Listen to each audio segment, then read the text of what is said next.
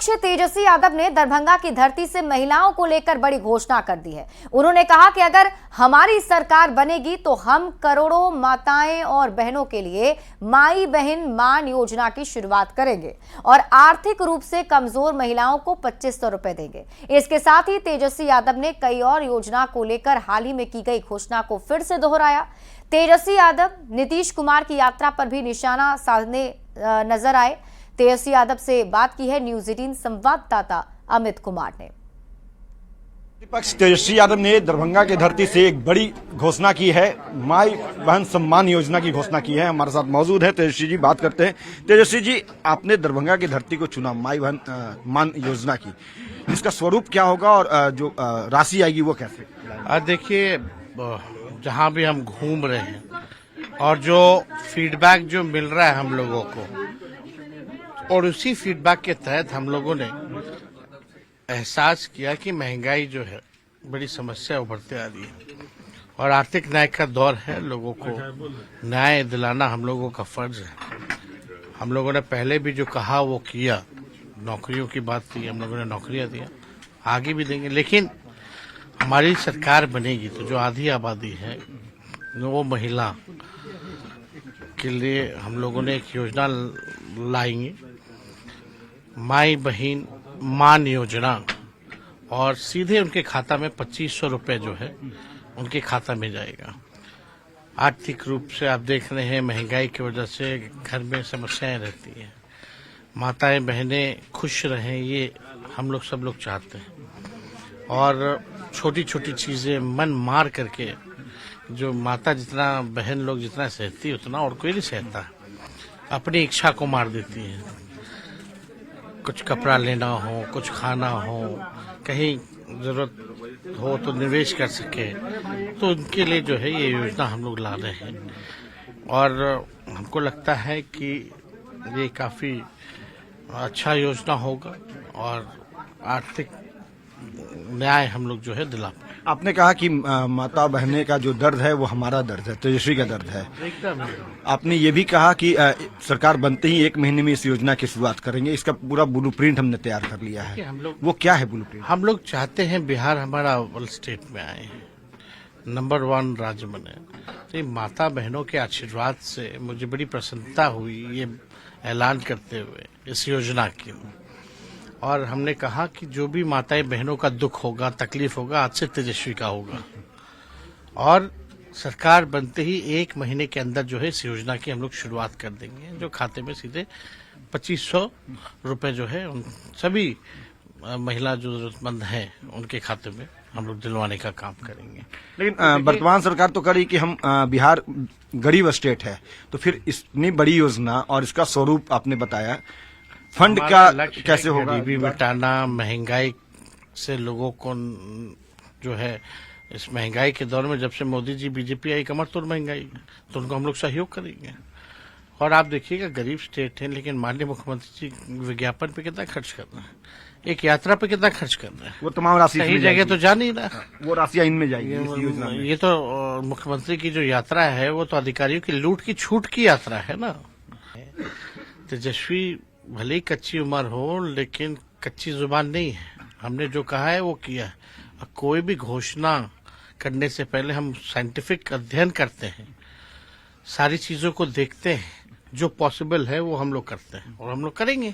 एक सवाल आखिरी ये है कि क्या ये माना जाए कि जिस तरह से आप तमाम घोषणाएं कर रहे हैं, बिजली 200 यूनिट फ्री, शिक्षा में हम सुधार करेंगे, खेल योजना हम इम्प्लीमेंट करेंगे, और आज माई बहन सम्मान योजना की आपने घोषणा की, तो ये माना जाए कि आरजेडी चुनावी मोड में आ गई है?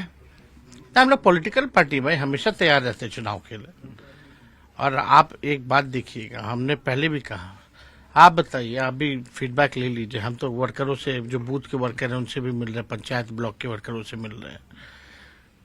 जो आपका स्मार्ट मीटर है, बिजली के बिल से लोग परेशान हैं, और बिहार में सबसे महंगा बिजली मिलता है कि नहीं मिलता, ये सच्चाई है कि नहीं है।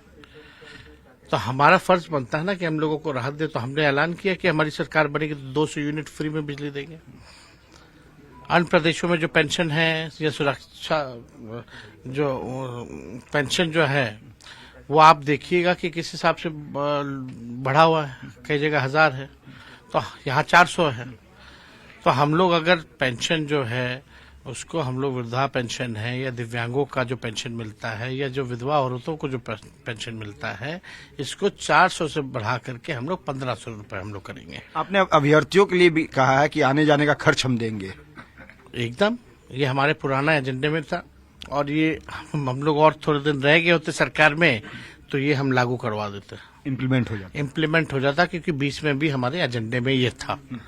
और धीरे धीरे जैसे नियोजित शिक्षकों का हम लोगों ने 4.5 लाख का सरकारी कर्मी का दर्जा दिया, मानदेय हम लोगों ने स्वयं सहायता समूह के लोगों को बढ़ाने का काम किया, जाति आधारित गणना हो या आरक्षण की बात हो, सारा काम किया जो हम लोगों के एजेंडे में था।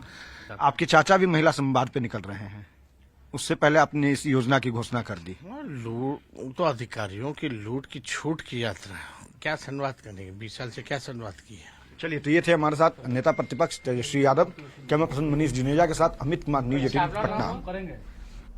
आरजेडी के मुख्य प्रवक्ता मनोज झा ने भी कहा कि हमारे नेता तेजस्वी यादव की तरफ से माई बहन मान योजना की घोषणा नहीं, प्रतिबद्धता है।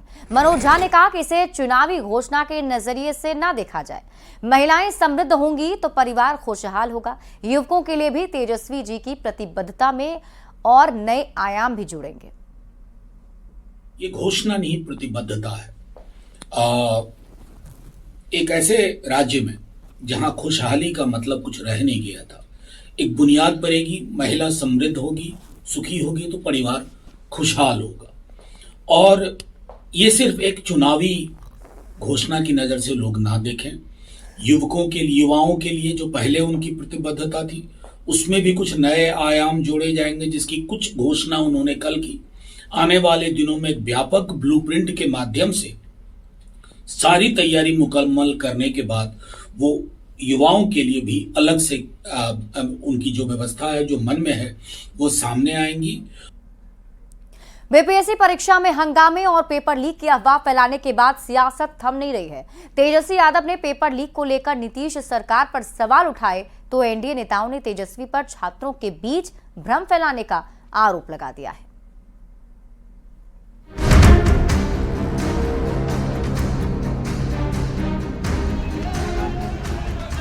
बीपीएससी परीक्षा में हंगामे और पेपर लीक की अफवाह के बाद अब जमकर राजनीति हो रही है। हालांकि आयोग ने साफ कर दिया है कि कोई पेपर लीक नहीं हुआ है, लेकिन इसके बाद भी नेता प्रतिपक्ष तेजस्वी यादव ने सरकार पर निशाना साधते हुए कहा कि बिहार में कोई परीक्षा बिना पेपर लीक के नहीं होती। तेजस्वी यादव ने नीतीश कुमार की चुप्पी पर सवाल उठाते हुए सरकार को युवा विरोधी बता दिया। तेजस्वी यादव के इस आरोप के बाद बिहार की सियासत सुलग गई। जेडीयू और बीजेपी ने तेजस्वी पर छात्रों के बीच भ्रम फैलाने का आरोप लगाया है। तेजस्वी यादव जी सुबह हो, शाम हो, रात हो, सिर्फ और सिर्फ अफवाह फैलाने का काम करते हैं। राज्य में अव्यवस्था कुव्यवस्था चाहते हैं ये, इसलिए इनके ही लोग बेवजह भ्रम फैलाने का प्रयास किए कि बीपीएससी के एग्जाम में पेपर लीक हुआ, जबकि कहीं कोई पेपर लीक नहीं हुआ। कोई पेपर लीक जैसी कोई बात नहीं हो, जहां कोई समय से विलंब करके कोई परीक्षा पत्र देने की बात नहीं हुई हो, वहां अगर इस तरह के आरोप वो लगाते हैं तो निसंदेह वो राज्य हित में उनका आचरण नहीं कहा जा सकता। तेजस्वी के आरोप पर जल संसाधन मंत्री विजय चौधरी ने भी पलटवार किया। उन्होंने तेजस्वी पर छात्रों के भविष्य के साथ खिलवाड़ का आरोप लगाया। उन्होंने कहा कि पेपर लीक को लेकर जानबूझकर संशय का माहौल बनाया जा रहा है। जिम्मेदार पद पर बैठे लोग इस तरीके से जानबूझकर संशय का माहौल पैदा करेंगे विद्यार्थियों के बीच, तो ये तो विद्यार्थियों के भविष्य के साथ खिलवाड़ ये लोग कर रहे हैं जो बिना बात के अनावश्यक संदेहास्पद माहौल बनाते हैं। बीपीएससी ने कल ही साफ कर दिया था कि 70वीं बीपीएससी पीटी परीक्षा में कोई पेपर लीक नहीं हुआ है, लेकिन तेजस्वी यादव ने एक बार फिर पेपर लीक का आरोप लगाकर बिहार की सियासत को गरमा दिया है। बड़ा सवाल ये है कि जब पेपर लीक ही नहीं हुआ, परीक्षा शांतिपूर्वक संपन्न हो गई, तो तेजस्वी यादव इस मुद्दे को क्यों उठा रहे हैं? क्या तेजस्वी छात्रों के बीच भ्रम फैला रहे हैं? न्यूज 18 के लिए पटना से आनंद अमृतराज और शैलेंद्र कुमार की रिपोर्ट। संसद में संविधान पर चर्चा के दौरान राहुल गांधी और बीजेपी सांसद रविशंकर प्रसाद के बीच तीखी बहस हुई। रविशंकर प्रसाद ने तो राहुल गांधी के ज्ञान पर ही सवाल उठा दिया। दरअसल राहुल गांधी ने संसद में तपस्या का मतलब बताते हुए कहा कि तपस्या का मतलब होता है शरीर में गर्मी पैदा करना, और इसी पर बीजेपी सांसद ने तंज कसते हुए कहा कि राहुल गांधी को ज्ञान कहां से मिल रहा है ये तो पता नहीं, लेकिन जो भी पढ़ा रहा है उससे कुछ नहीं पता। तो वो उन्हें तपस्या से गर्मी होती है, 7 साल में कोई युवा हो जाता है, ऐसा ज्ञान दे रहा है। यही तो आप नहीं समझ सकते हो, यही प्रॉब्लम है, यही तो प्रॉब्लम है। धनुष में तपस्या है, मनरेगा के काम करने में तपस्या है। तपस्या का मतलब शरीर में गर्मी पैदा करना, समझिए। हाँ, तब का ये मतलब है, तपस्या का ये मतलब है। तो ये तपस्या कर रहा था। ये पहली बार सुना है, मतलब जाके ढूंढूंगा कि ये ज्ञान कहां से आता है। तपस्या से गर्मी आती है, ये दूसरा ज्ञान प्राप्त किया। भाई कौन पढ़ा रहा है? ये तो मैंने कई बार इस हाउस में कहा वो होमवर्क नहीं करते, लेकिन तपस्या ऐसे पवित्र शब्द को क्यों बदनाम कर रहे हैं कि उससे गर्मी आती है। माननीय विपक्ष के नेता को बड़ी विनम्रता से कहना चाहूंगा, तपस्या है जिससे महान ऋषियों ने समर्पण किया शाश्वत रूप से, क्योंकि अनंत के साथ में यह होती है तपस्या। और तपस्या अगर जानना हो तो एक बार गांधी जी को पढ़े।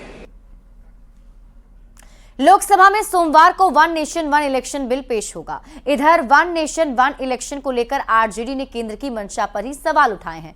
पटना में आरजेडी ऑफिस के ठीक बगल में एक पोस्टर के जरिए केंद्र सरकार के वन नेशन वन इलेक्शन पर सवाल खड़ा करते हुए विरोध दर्ज कराया गया है। पोस्टर पर लिखा है, वन नेशन वन इलेक्शन से कहीं ज्यादा शिक्षा, स्वास्थ्य और बेरोजगारी जैसे मुद्दे हैं। इसके लिए केंद्र की सरकार क्यों नहीं कुछ करती है। वन नेशन वन इलेक्शन के विरोध में आरजेडी के पोस्टर पर सियासत हाई है। आरजेडी के पोस्टर पर पलटवार करते हुए एनडीए नेताओं ने वन नेशन वन इलेक्शन को देश हित में बताया है। आचार संहिता लगती है, मॉरल कोड ऑफ कंडक्ट, तो जितने भी विकास के कार्य हैं उसको कहीं ना कहीं उसकी गति रुकती है। ऐसे में देश में एक ही बार चुनाव हो और वो 5 साल तक वो व्यवस्था सुचारू रूप से चलती रहे, सरकारें सिर्फ और सिर्फ देश के विकास और आर्थिक सुधार की दृष्टि से कार्य करें, इसके लिए जरूरी है कि एक ही साथ देश में चुनाव हो। और राष्ट्रीय जनता दल जब बात करती है शिक्षा की, तो तेजस्वी जी अपने माता पिताजी से पूछें, उनके कार्यकाल में शिक्षा का क्या हाल हुआ था बिहार में। पूरी बिहार की शिक्षा व्यवस्था को ध्वस्त कर दिया था लालू प्रसाद यादव और राबड़ी देवी जी के राज में। और आपका बस चले तब तो आप चरवाहा विद्यालय और चारा खाने की बात यही सबको सिखाएं। शिरोधार्य है वन नेशन वन इलेक्शन, ये देश की तकाजा है, मांग है। इसकी पूर्व में भी होते रहा है, लेकिन पूर्व के कालखंड में कुछ नेताओं ने ऐसा कर दिया कि जितने राज है उतने चुनाव, जनता के ऊपर फिजूल खर्ची बढ़ गया। वन नेशन वन इलेक्शन जो आया है कि बार बार आचार संहिता के कारण विकास की गति न रुके, जनता परेशान न हो, पदाधिकारी की व्यस्तता चुनाव में लगी न रह जाए और जनता की गाढ़ी कमाई बार बार चुनाव में खर्च न हो, इसको लेके देश के प्रधानमंत्री नरेंद्र मोदी जी ने वन नेशन वन इलेक्शन का जो वातावरण बनाए हैं राष्ट्र के हित में। शिक्षा विभाग के एसीएस लगातार स्कूलों का वर्चुअल इंस्पेक्शन कर रहे हैं। मधुबनी में बाबू बरही के प्राथमिक विद्यालय टेंगरा मुशहरी के इंस्पेक्शन के दौरान एक साथ 6 शिक्षक अनुपस्थित पाए गए। वीडियो कॉलिंग के दौरान एसीएस ने लापरवाही पकड़ी है। आप क्या करते हैं? थोड़ा सा क्या पढ़ा रहे हैं? शिक्षा विभाग के पूर्व एसीएस के पाठक अचानक स्कूल में पहुंचकर हड़कंप मचा देते थे। शिक्षा विभाग के नए एसीएस एस सिद्धार्थ पटना में बैठे बैठे पूरे बिहार के शिक्षकों की हाजिरी ले रहे हैं। इसमें उनका साथ दे रही है टेक्नोलॉजी। कौन सा स्कूल में? मुशहरी है। जो शिक्षा विभाग के एसीएस लगातार स्कूलों का वर्चुअल इंस्पेक्शन कर रहे हैं और वीडियो कॉलिंग के जरिए लापरवाही पकड़ रहे हैं। स्कूल में आप क्या करते हैं? टोला सेवक में टोला सेवक में क्या करते हैं स्कूल में? बच्चा को बुला कर लाते हैं। शनिवार को मधुबनी में बाबू बरही के प्राथमिक विद्यालय टेंगरा मुशहरी के इंस्पेक्शन के दौरान एक साथ 6 शिक्षक अनुपस्थित पाए गए। एक शिक्षक ड्यूटी के दौरान बाजार से सामान लेने गए थे। 6 टीचर में एक भी टीचर नहीं है। सर है थोड़ा भी सामान लाने के मार्केट सब्जी वाला सामान मतलब सब्जी टीचर साहब लेने चले गए। सब्जी लाने के लिए सर। इसका मतलब एक भी टीचर नहीं है आपके अलावा, टोला सेवक के अलावा? अभी तो सर से अभी तुरंत मार्केट। वीडियो कॉल के दौरान एसीएस ने पाया कि स्कूल में ना तो पर्याप्त शिक्षक हैं, ना ही बेंच और डेस्क। बच्चे बोरे पर बैठकर पढ़ाई कर रहे थे। 137 नामांकित बच्चों में केवल 35 छात्र ही उपस्थित थे। थोड़ा दिखाइए, क्लास दिखाइए। क्या इसमें मुशहरे में ये नहीं है, टेबल चेयर नहीं है? नहीं सर। एसीएस ने डीईओ से 24 घंटे के भीतर जवाब मांगा है। जवाब से संतुष्ट नहीं होने पर डीईओ नप जाएंगे। आपको बता दें कि एस सिद्धार्थ ने सभी स्कूलों के प्रधानाचार्य को निर्देशित किया है कि उनके विभागीय मोबाइल नंबर से प्रतिदिन स्कूल अवधि के दौरान प्रदेश के किन्हीं 10 विद्यालयों के शिक्षकों को फोन जाएगा। फोन वीडियो कॉल के रूप में होगी और इस वीडियो कॉल को उठाना अनिवार्य है। इसी क्रम में आज भी डॉक्टर एस सिद्धार्थ ने कई स्कूलों को रैंडम फोन किया और लापरवाही पकड़ी। एस सिद्धार्थ के वर्चुअल इंस्पेक्शन से लापरवाही बरतने वाले शिक्षकों की नींद उड़ी हुई है। न्यूज़ 18 के लिए पटना से रजनीश कुमार के साथ ब्यूरो रिपोर्ट। बिहार में 2 बड़ा रेल हादसा होते होते बच गया। मुंगेर में चलती मालगाड़ी 2 हिस्सों में बट गई तो बाढ़ में कटिहार पटना इंटरसिटी एक्सप्रेस में ब्रेक बाइंडिंग की वजह से धुआं निकलने लगा। सवाल यह है कि बिहार में इतने रेल हादसे क्यों हो रहे हैं?